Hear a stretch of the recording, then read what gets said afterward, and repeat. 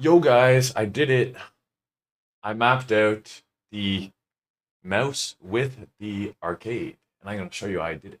So, what we got right here is the mouse, the PCB inside.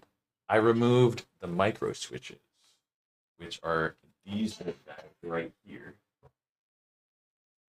They're like these attached to the bottom of the PCB. These little metal pieces.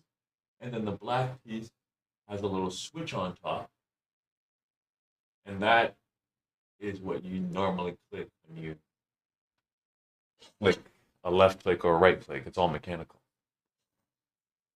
So, this is the micro switch that's on my arcade. And this up here is the common, and then the middle one is normally open. So what I did is go from common to common, and normally open to normally open. From micro switch to micro switch. And it worked. And I'll show you as my mouse is on the play button on the Spotify playlist right there. Also, by the way, these songs are all made by my homies, and I have full authorization to use these songs, by the way, YouTube. And so that's the left click right there. And then there's also a right click. I don't know if I'm gonna be able to demonstrate that. Other than maybe going over here.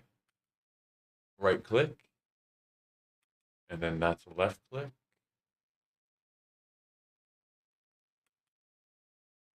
Here.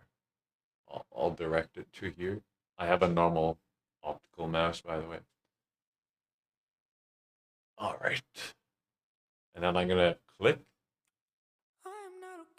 Voila, it works. So I actually took off both of these micro switches very carefully with a really small screwdriver and some nail clippers and stuff.